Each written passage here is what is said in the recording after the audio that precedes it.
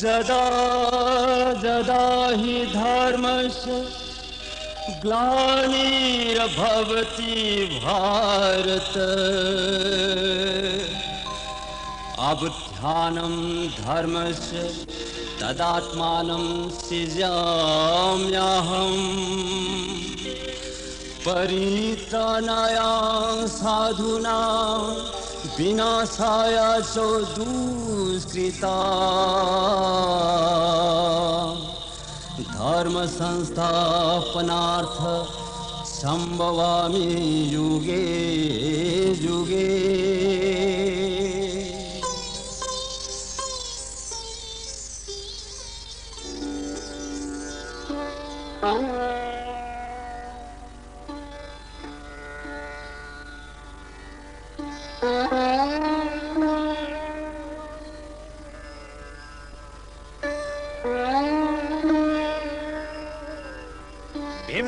Board मंत्री कुमसीदी वाये नव वाथोक लांथोक अमत्त लेत्रेदना चार फम चार तौद तारेदन द्वारी आइगिया दादा जुदिस्ते निंगथौ ओइबसिना लैबाक असि मरा तपलबनी खंग्रे भीम मैबु कीबदगिनी खंग्रे वायेन बेयाब वाथोक लांथोक अमत्त हेक लाक्तेदा अमत्तंग लाक्लबदी अइन वायल गदबसी मीन जनदब ngak tawge khangni da nanaina board मंत्री की चौरों खुरुम जरे किया कइदौरे कनाला इहा ननाई खुरान बा मपू मनाई ला ये किया हा खुरान बा मपू मनाई नुंगाई रेदा पुसलो थिल्लबने फगनी कौशिन जरु खिगे किया भाई खुरान मपू मनाई हाय बा भाई भाई मपू न सेक्शन दबरा मनाइना खुरान लिब्रा खंगनी दो ngasidi nanaई अनिशी amana mapun ama sina huran mane ya board मंत्री हे हुरान बा मपू खुरुमजो बोर्ड मंत्री दा आइग्या नाना कोइना खुरुम जरी आइग्या यारे यारे होगलो करम बना हुरान मने हाइबा नाना असोमदा लेपिबा सिना हुरान बने आइग्या आई खंग असिना हुरान बा होय अदुगा अमा सिना मपू नत्रा आइग्या ओइरा माले आइग्या बोर्ड मंत्री आइग्या मान आइगी पोट इरल हुरान लि बने आइग्या ताव मान नहा के नरल नथम हुराली असिनी ने नंग वाकत लरिबसे नत्रा असेंग मने आइग्या मीन हुरानिंग बपोती मीगी हुरान फमदरी करीगी थमुरी करीगी थमुबगे हाइबा आइग्या ताकपिरी बसिबु ओइ कनालै वास साजै सनैबिगी नाप नाप लावबुदो अमत याम थुन परो आइग्या वरक्लिब्रा आइग्या कनादा ओइरबनो येबिगदौरी बसिबु आइग्या आई कराय ओइ नंगोंदनी येइगदौरी बसि मपूदनी येइगदौरी बसि मसि मनम तत्नब येयु है फु फगनी आइग्या हुरान फमदा पोट थमदा आयो सिरंग खिगदरा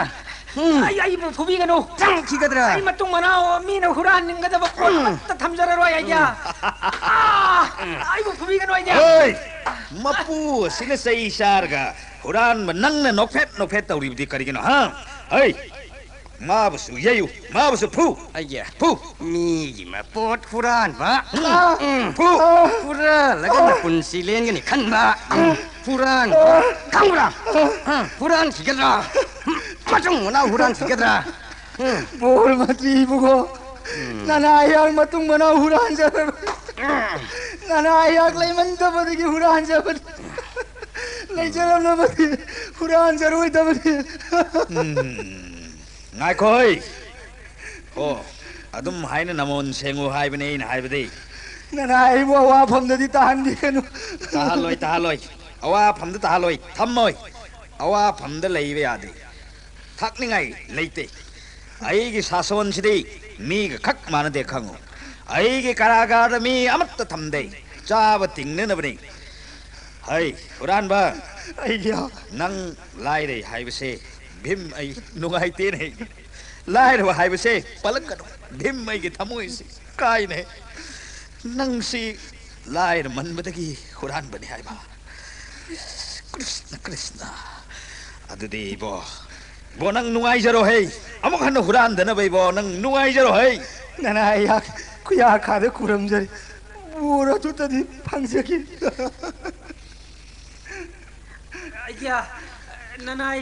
मपू ओइबुसु बोरदो पिबियो आइया नंग दी करेगी हाँ नंग बुदी करेगी तौनु तौनु इना खुनबगी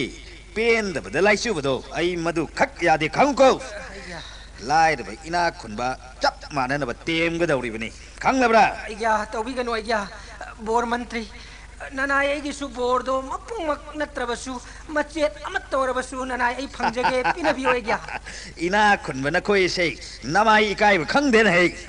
नखोई गुम इना खुनबना नीबगा लिकपगा कुप्पगदा हेक नमदने इना मखुनबा अदुगा हुरान मा गुम्बा लाइर बा अमना मपुक्सु चाव मतन सुतन ममाइसु सोन मचिन लुम्बगा करिगा कुंगलाइगे हेक पादुना लाइर रबा भीम मैदि मधु खक यारोय ए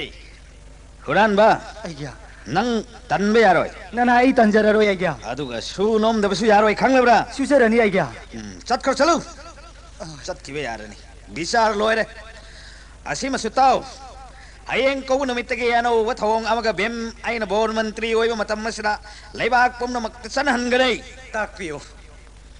बेम आइना बोर मंत्री ओइबा मतम मसिदा असोनबा अनाबा मत्त लैबे यारोय अदुगा ताव असोनबा अहल लमन सिंगना नहा सही तरा मंगागी बयोस ओनगदबरै अनाबना नादबोन थोकदबनै निंथौ पानब लैबाक हाइबसिदी साफम लानफमनिना असोलना लैबे यादे मसा मसाना ओनजब ngमले ओनजौ ओनब ngमद्रे बेम मैना ओनबिगनै खौ यागद्रनि भाई यादब यारोय लैपाक ngमनद्रे बेम आई लैरी बेम आई गिदि ngang खिवाना रे पनै अरोय बनै ngasi गिदि दरबार लोयरे नुंगाई जय बोर मंत्री भीमसेन मंत्री की जय भीमसेन बोर मंत्री की जय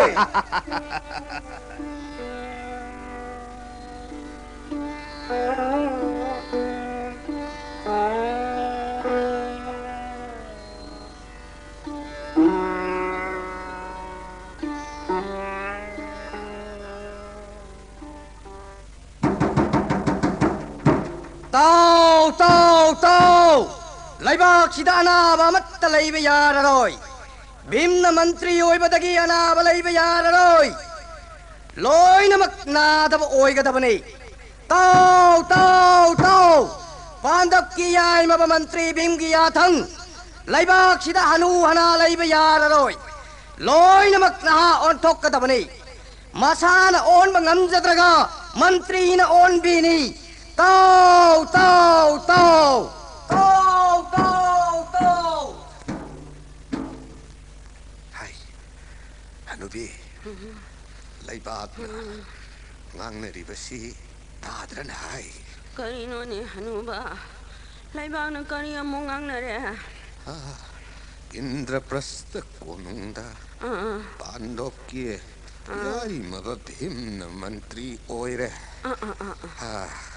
फजना लैबाक वायेली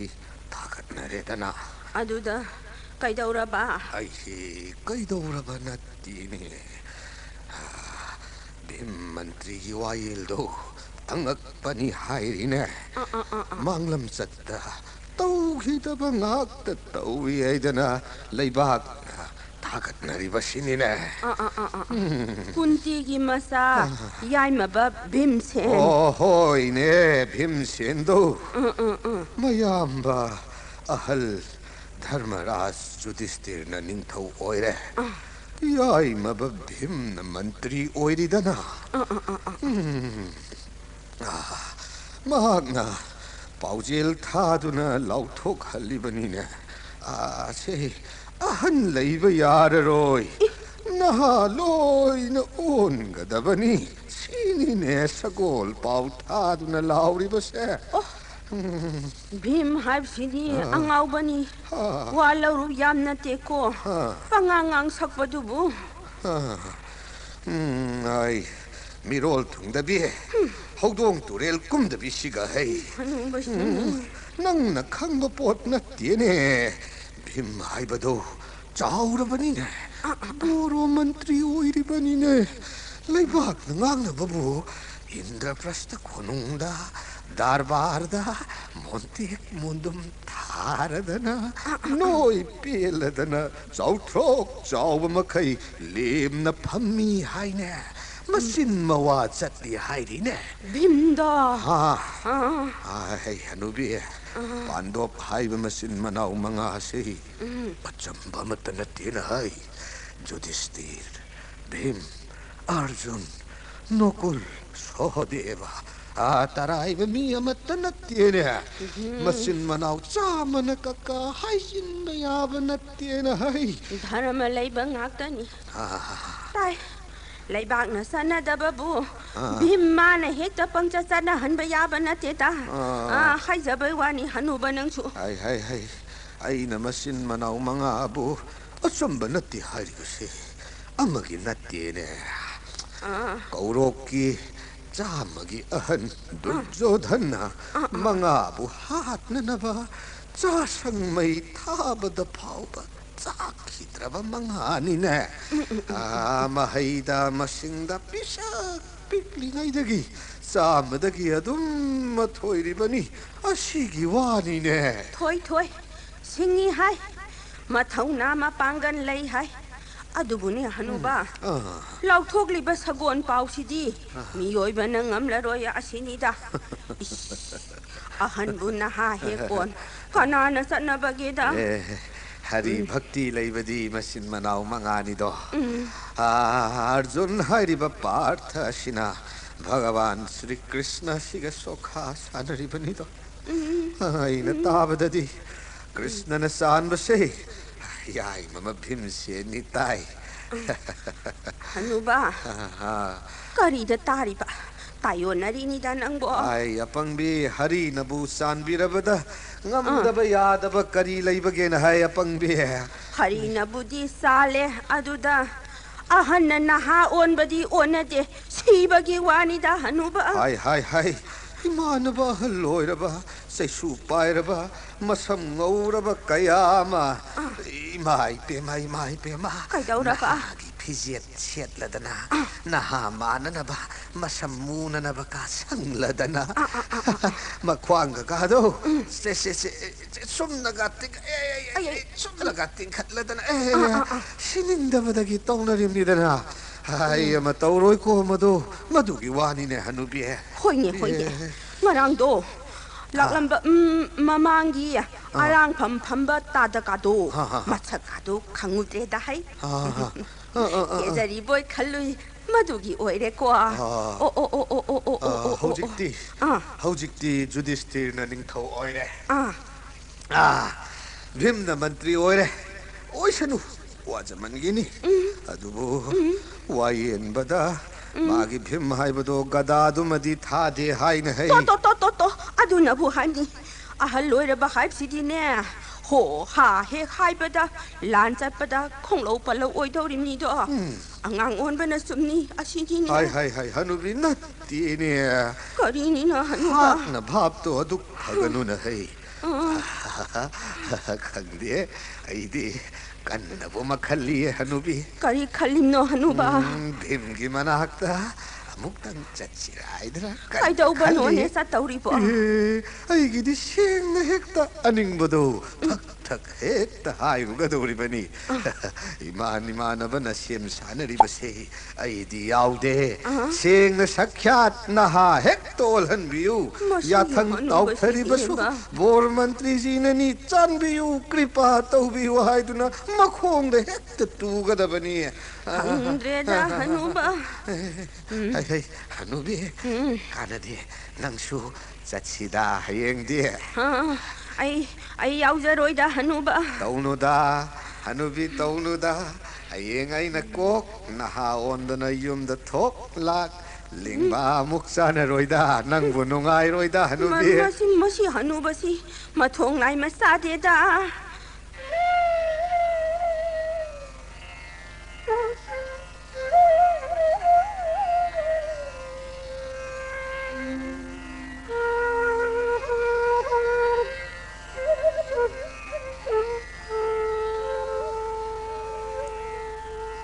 बोर मंत्री करीनो ननाई अहल लोइरबा अमा खक लाई चंगहनजर उरा है चंगल उने फगनी आई गया कम दो गदौरी आई न दो गदौरी सिबा सोंदा 이봉아 까로온다 하이바노 이봉아 सोंदा बोर मंत्री ननाई अहन दो सोमदा लेजरे कदाई 예예예 अहन 구름자리 보르먼트리 यारे हगत पियो ऐ फमलुन है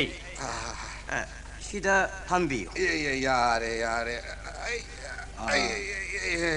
ताकपीसी कम दो बा 이봉아 보르먼트리 미 콰이디 삭얌나 샴나레다 ताकपियो 아이디 나라이 아이디 삭 샴자디마 리디 시행나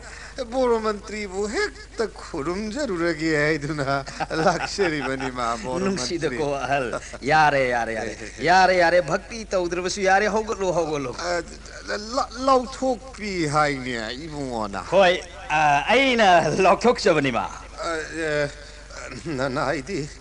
गति लेजदे सिंगना हाइजनी नानाइबु नहावन थोकपियु बोरमंत्री हरे कृष्ण आइना दौनी मनिंगिने नानाइ नपुन खुरुमजरीसे करमनो आइबु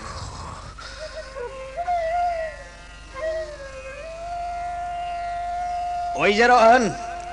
अहन ओइजरो बोर मंत्री गदानी अहल दुदा चुम्मी नहीं आइना तौरी बसी गदानीने गदा नानाइ नपु कंखचरे नुगाइरे ai nahawledena ting hek lawredena कृपानी बोर मंत्री नाओले बोर मंत्री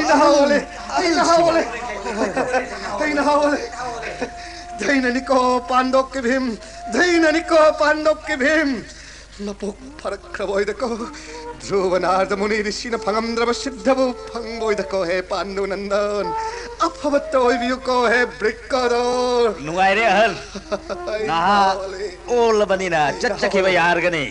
ai yaujarage बोर मंत्री ai nahawle नुगाइत्र नहीं कुमई सिबैबा दैननी बोर मंत्री दैननी नायको द्वारे अतै लाख प्रयंको ओलन खिगे नुंगसिद को हे गमुदी गदा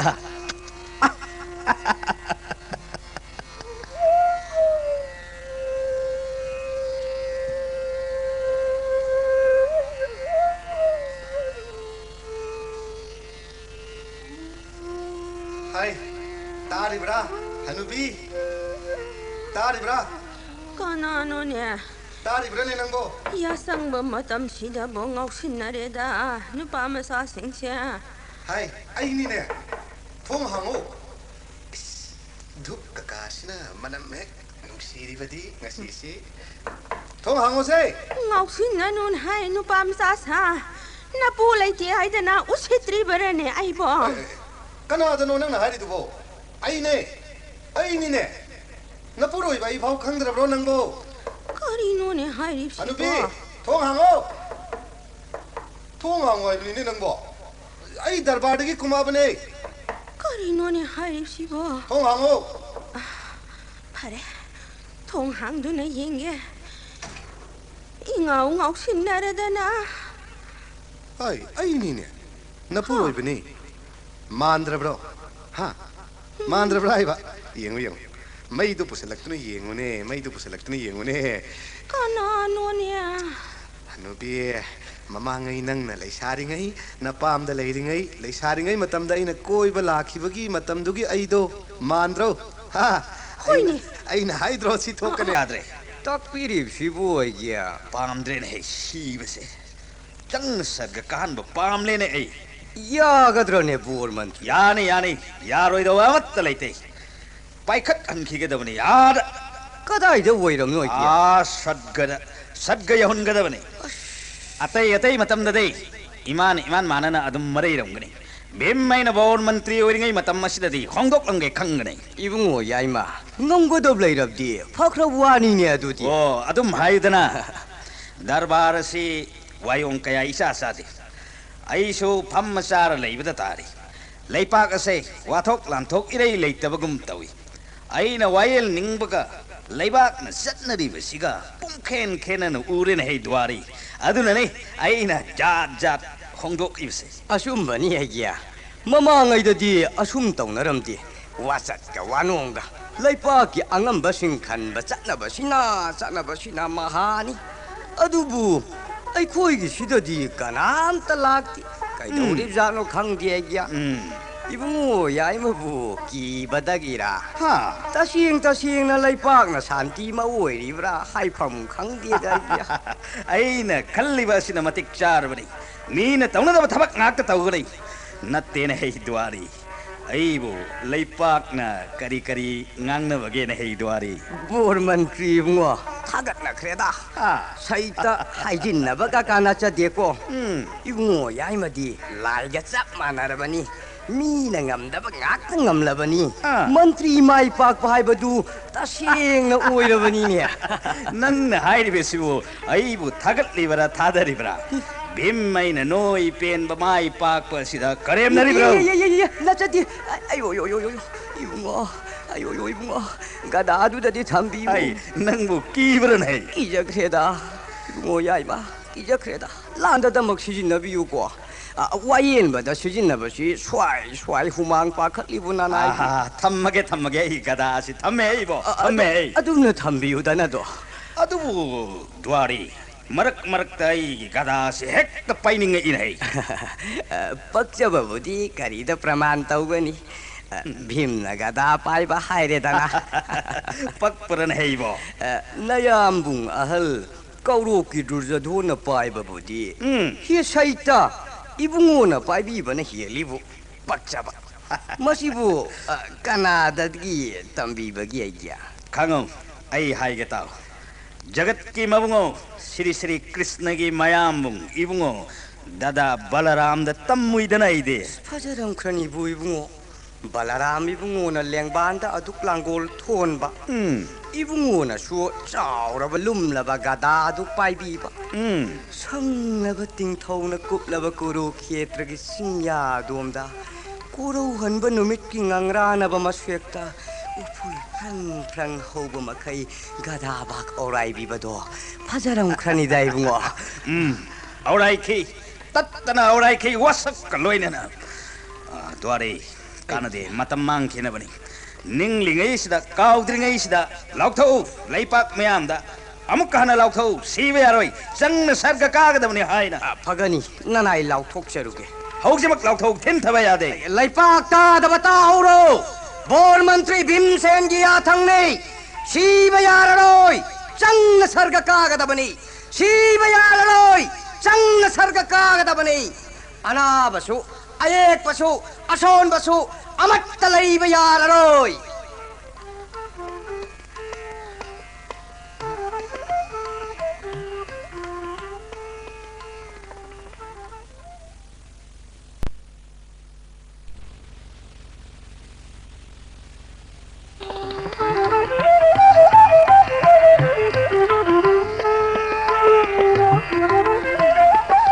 बोर मंत्री हायो ननाई खोमी तरा मंगाना सगोल तोंगदुना लैपाक सिन्ना पाउ थाजबने आइकिया पाउजेन खरिबसे निमित कयानि दिसुरे अरे ताउना पक्ने तायरबने आइगिदि अदुरी समदौसी द्वारी ताकपियो आइकिया माइब साहब सिंह पुनमक हानराज दरबार कौखटलबा कना कनादा अनाब लायेंगली मसक ममिंग हायो आइदना हंगलबा ममिंग मथा लैफम खंगदोकलबा अनाब सिंह दु दरबार पुखल हलबा यानी ने हाँ मधु यानी नहीं द्वारी इबुंगो याइमनदी यानी ताकपीरी ननाइना सुम खंजबददी हायुतासी लंबी लंखांगदा यामना सीनी फुमसी करीगी सीगदौरी बनोने द्वारी ननाइ अइना हंगच्चबदी असिनी अनाबदु खोमी सिंगना फादुना वागी सगाई सादुना पुरकलो अरुम लायौगगा मसादु थक थक थक निगलो lambi da dum lalani mi hat bagi dandi duna isorna ibungo yai marom da Hey, matoi na nang. hajararo nanai hajararo Yararoi. Aina khalur bese amatta yararoi. Mai basa ngak ka khalasi. Aduga manam madra gada sina amtang giri takpada ana balaipam haidor kani nei ba. hoi bai je oiramba mai bu oiram labdi maral marai re mi hatopagi chumna hidak lang thak mari suba saban thodau langdau tawdang we oiram labdi maral du marai jadriba Karige. mai ba sab hai sudi agya mi hana nab sab natte do mi kan nab sabani ana ba phan bagi dakhina sangbai ka kibadu di yumbu du gi apien bani Chummin hei. Masi adudi sumdursi doi ba. tak piyo borman Sagol tongduna isa hekta satlage. Kongmi lanmi khare yawgadra. yaujagani da kaino ibungo yai manabu lengbira badi Nogor pumna maksatuna na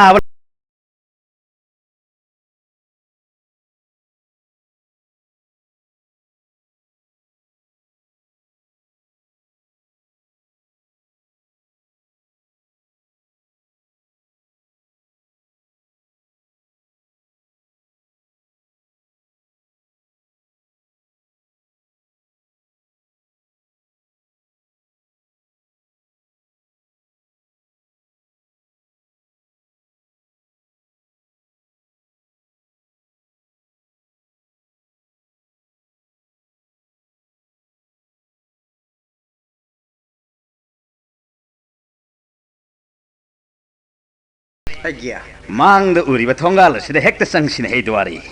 khul tai makai dadi anaba matta thenglarakti yum simadi yum lai kerei wayong sati anaba lairam gadam mali do agya Hangsi angkang hangsi duari. agya yum sibo anaba laibro Kari hairi duari. kana makta khumakti agya Amukka kau. agya Ei, ngai ko duari. Yum masigi manungda. Anaba amuna nahi bagum tari ne. Kanano ongta hangun hei ba. hoini rungo yai ma anaba gi nahi bam tai ne Tai ne aiso. anaba yauri bro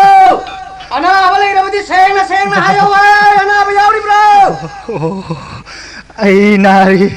kana oirabano. anaba yaura ma agya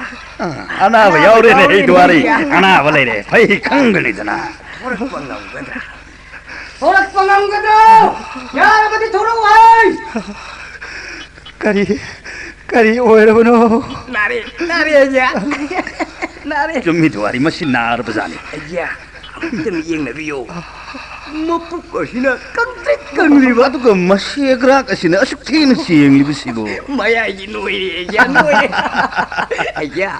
mataba ki mihunna sina sharu marik pit paure naba kayam kuire naba Tha tarukumba paramadra. Aina nari basi. mai pi matha taru nang namang di kari mange Asi ana saru sayang maktawi. Krishna mang le dana Hei, anaba. Karigino nang suktina naripse. Ayo. Nanai najaningduna najabanasati. najaningduna najadi haiba Aduga kariginari. Nanai kangjadi. kari sasalui Noma sagulai uti do kare henjalure. Madudagidi adum ariba chenthagramale. poipa laipa ka sidana ba laiba yade ai basi nana du ta do nangbo ta do Anababu kanana oiningadage masoi. Chumminei duari. Chumminei mana haijari base. Awoi aigia. tumi leyu nachin thi gano mai ba kana yenge ha kana yenge Maiba sure. Paisa ta tingduna tui. nang na kaurubra natraga makhoi na targa lakbra naron chumo Taraga lako suma yawi. Kauruba kharasu adum yawi. ꯁꯨꯛꯀꯨꯞꯅ ꯍꯪꯕꯤꯔꯤꯕꯁꯤꯕꯨ ꯀꯔꯤꯒꯤꯅꯣ ꯃꯥꯏꯕꯔꯥ ꯑꯌꯣ ꯑꯩꯈꯣꯏ ꯀꯣꯅꯨꯡꯗꯒꯤꯅꯤ ꯈꯪꯉꯕ꯭ꯔꯥ ꯀꯣꯅꯨꯡꯒꯤ ꯃꯤ ꯉꯥꯛꯇꯅꯤ ꯃꯃꯥꯡꯗ ꯂꯦꯞꯂꯤꯕꯁꯦ ꯈꯪꯕ꯭ꯔꯥ ꯂꯩꯄꯥꯛ ꯑꯁꯤꯒꯤ ꯕꯣꯔ ꯃꯟꯇ꯭ꯔꯤ ꯚꯤꯝꯁꯦꯟ ꯑꯩ ꯀꯩꯅꯣꯝꯃ ꯇꯧꯔꯦ ꯑꯩꯒꯤ ꯅꯅꯥꯏꯁꯤ ꯀꯩꯅꯣꯝ ꯇꯧꯈ꯭ꯔꯦ ꯕꯣꯔ ꯃꯟꯇ꯭ꯔꯤ ꯀꯩꯅꯣꯝ ꯇꯧꯈ꯭ꯔꯦ ꯐꯔꯦ ꯂꯐꯨ ꯃꯇꯨꯞ ꯑꯃꯒ ꯂꯥ ꯂꯥꯇꯣꯟ ꯑꯃꯈꯛꯀ ꯊꯤꯔꯛꯎ ꯆꯂꯣ ꯊꯤꯜꯂꯕꯅꯤ ꯊꯤꯔꯛꯎ 이붕어 야이마 그이도 오이럼노 ꯑꯩ ꯂꯥꯟꯕꯤꯒꯦꯅ ꯍꯩꯕꯣ ꯂꯥꯟꯕꯤꯒꯦꯅ ꯍꯩ 망래 이붕어 야이마 너를 보드 빠부부 다리네 이게 하 ꯑꯗꯨꯅ ꯆꯨꯝꯕ꯭ꯔꯅ ꯍꯩ ꯗ꯭ꯋꯥꯔꯤ 나나의 시애기야 시바 막디 시드리 이붕어부 빔니 하이바 강락바다 이두나 완타바 말리 애기야 에이 시다 보살로 깔로 애기야 라푸 마카카 라라톤가 쇼음다 라이저레 애기야 야르로이 아맞다 야르로이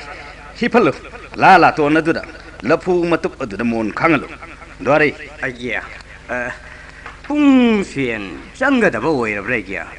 ꯃꯣꯟꯁꯤꯈꯥ ꯁꯛꯄ ꯃꯣꯟꯁꯤꯈꯥ ꯁꯛꯄ ꯉꯝꯕ ꯅꯣꯏ ꯀꯅꯥ ꯌꯥꯎꯏ ꯗ꯭ꯋꯥꯔꯤ ꯃꯗꯨꯒꯤ ꯗꯔꯀꯥꯔ ꯂꯩꯇꯦ ꯇꯧꯅꯕꯗꯥꯏꯅꯦ ꯏꯕꯨꯡꯉꯣ ꯌꯥꯏꯃ 이헤 너코이제 온통나 뻥크레다고 이붕어 야이마 미는 쩌나바 타박 아이 아무것도 쩌나로 아무것도 타오라이 아이나 아무니 미기나 아무니 세 우르브라 아이기 가다세는 우르브라 로에 모나마 룸바 가다시 아무 파이kat 크리니시 아이야 까리 떠비게다보 오이람노 이보 란비게네 이보 란비게 더우림니네 아이니 란비게 더우림니 란비루 누구 바이비야 랑자바이도 토까니 란비버기 모हु타 파한비우도 보르만트리야 파한가더우림니네 드와리 파한가더우리바 ꯌꯦꯡꯉꯣ ꯑꯩ ꯇꯧꯒꯦ ꯌꯦꯡꯉꯨꯅꯦ ꯗ꯭ꯋꯥꯔꯤ ꯑꯩꯅ ꯀꯔꯤ ꯂꯥꯎꯊꯣꯛꯈꯤ ꯅꯪ ꯇꯥꯗ꯭ꯔꯣ ꯇꯥꯏ ꯃꯤ ꯁꯤꯕ ꯌꯥꯔꯣꯏ ꯑꯅꯥꯕ ꯂꯩꯕ ꯌꯥꯔꯣꯏ ꯍꯥꯏꯅ ꯂꯥꯎꯊꯣꯛꯄꯤꯈꯤꯒꯦ ꯍꯣ ꯑꯗꯨꯅꯤ ꯃꯗꯨ ꯃꯇꯥꯡ ꯑꯁꯤꯗ ꯇꯧꯒꯗꯧꯔꯤꯕꯅꯤꯅꯦ ꯑꯩ ꯒꯗꯥꯁꯤꯅ ꯃꯊꯕꯥꯛ ꯑꯁꯤꯗ ꯊꯝꯃꯤꯕꯁꯤ ꯅꯪ ꯎꯔꯕ꯭ꯔꯁꯦ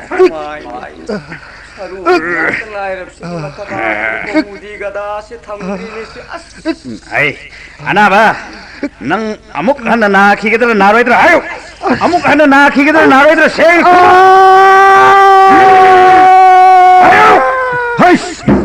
Kano. Magi mama makun maling pamba. Kunju sang mana tu. Kari laino.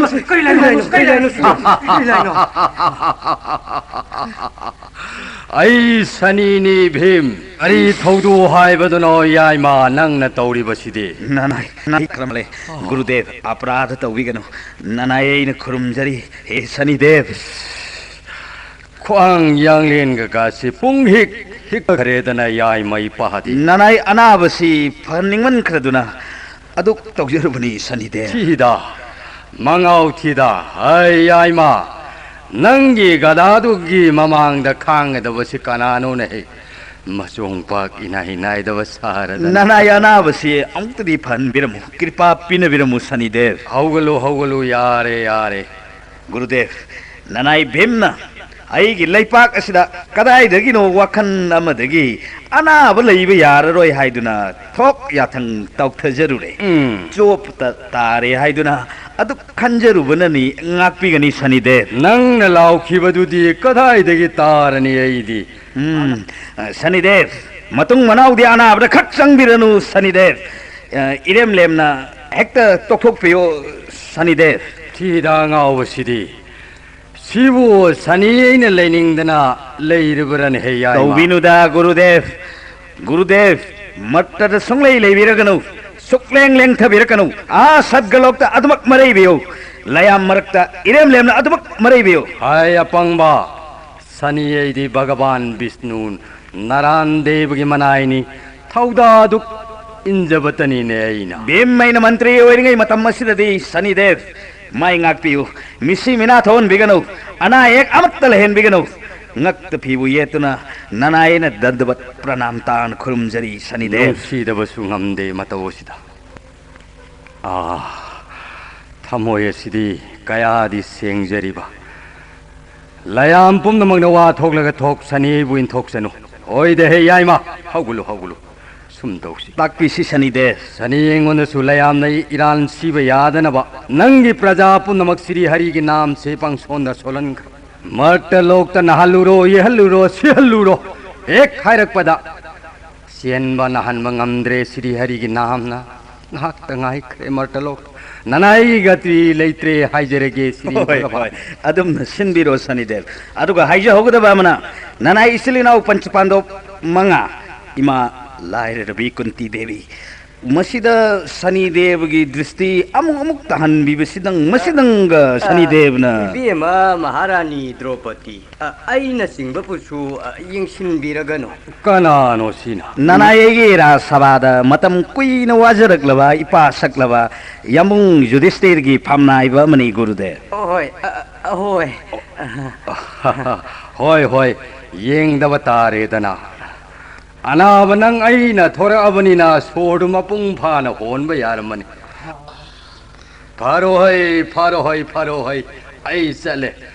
चले याय मा आई पा चले है प्रणाम शनिदेव प्रणाम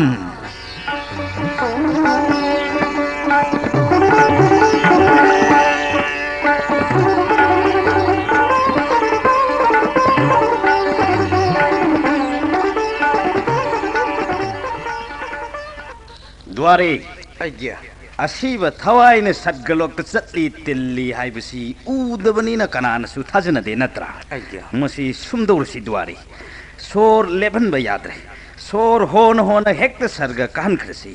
आइबदी चंगन सर्ग कहनबा हाइबदो यागद्रने बुंगो याइमा यानी करी याददनी कनाना थिनगदगिने पाहनबा याबसु नत्तना आई तौगे येंगुने द्वारे मसान काजब ngamle फरे ngamdre भीमैना कहन बतारे दना यामना फख्रवानी ने बोर मंत्री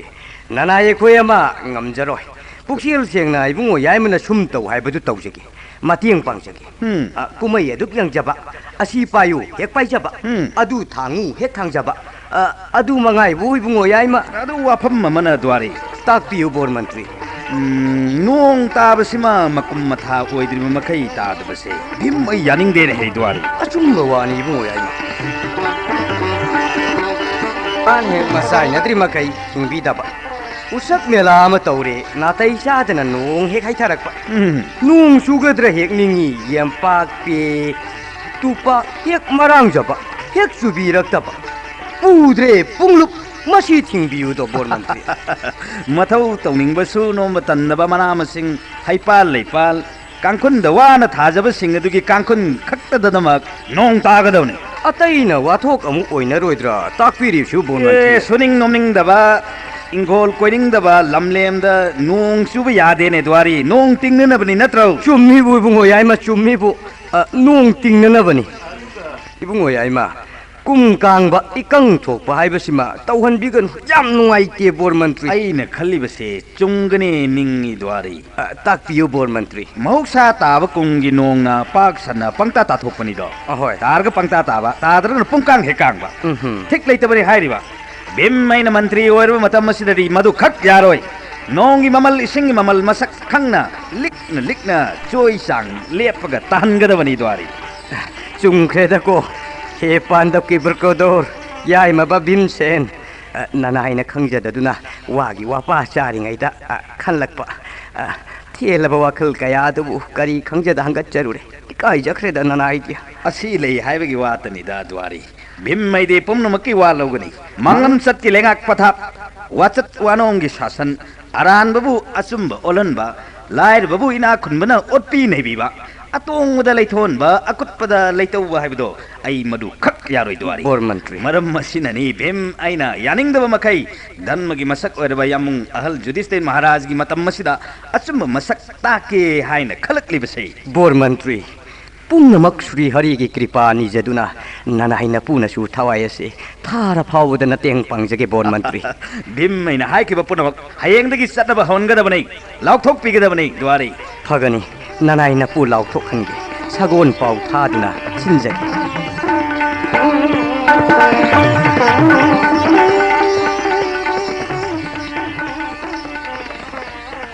भीमैना लाउथोकिबा याथंग खुदिमक पांगथोखरे अकोन बलाउ थोकिबा याथंग सिमदे लेपाकना चटनबा ngamdre aina चटनहनबसु ngamdre kari upai togani sidi asi babu siendabasu ngamdre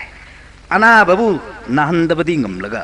asi babu sang sarga kahanbadi ngamdre dana yo kari magi nungsit haiba laidu amtang unaning kreda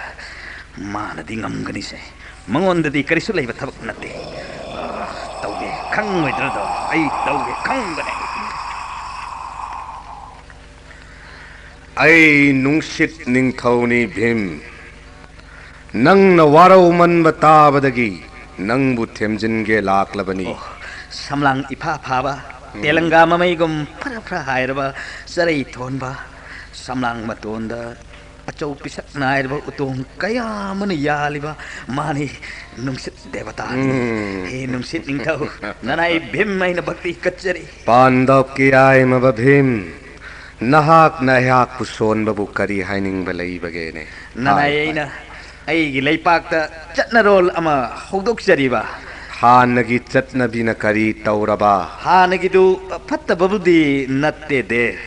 limallaba chanabi oina sum taurabaduda hongdokjaningduna tawjarubani de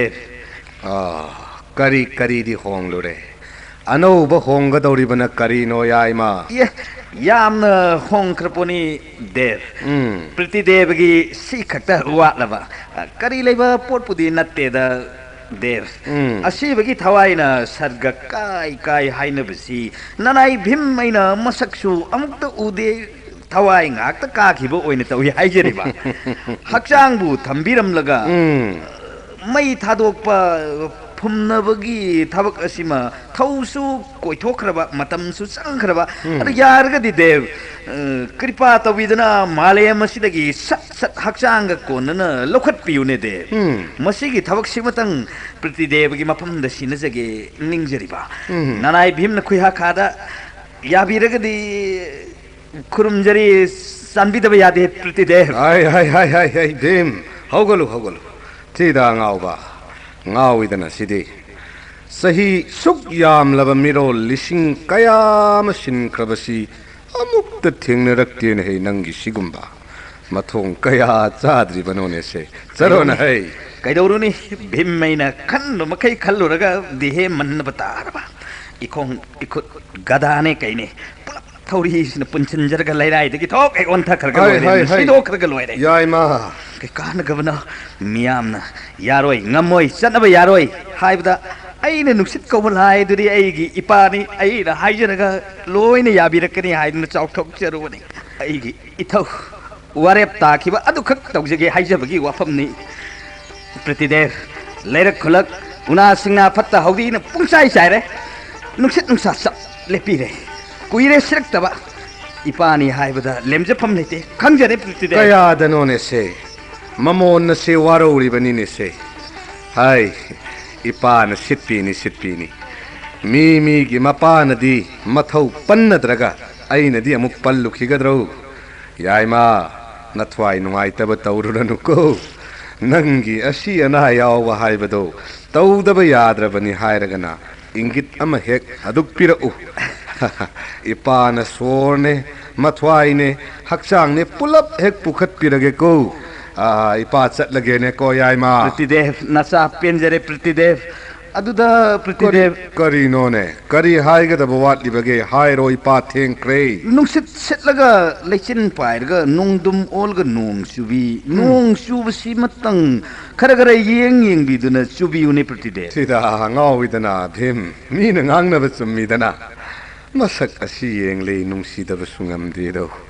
ai buahan thangda layam mayam na chatnabi thugaire haiduna amuk inthok patare ne ai bo kadai da tahallo hairi banone nong dubo pratidev lambi da pe yempak nong mangbada tupnari basi asigi mathakta nong adum subiyu karisu kaide pratidev adu tupcha da ba leija da ba paija da ba pujarak da ba jat sing sida nong gi jasi likla ma phauba khikpi ganu ne pratidev thida maside onthok panida aduga pratidev enjang napi kangkhun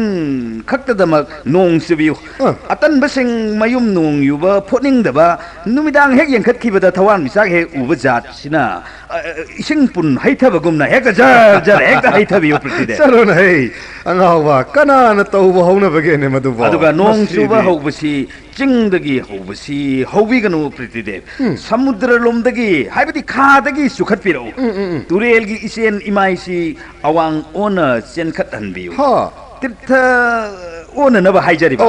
Nanai पापसेलब मयाम अम लेरे तुरेल खरदन तीर्थे ओहेनबसे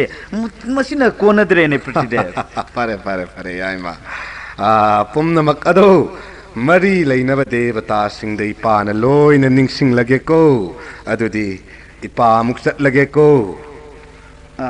फगनी प्रतिदेव नानाई प्रणाम ताजरी जय जय पांडुनंदन बड़ो मंत्री भीमसेन की जय जय जय पांडुनंदन बड़ो मंत्री भीमसेन की जय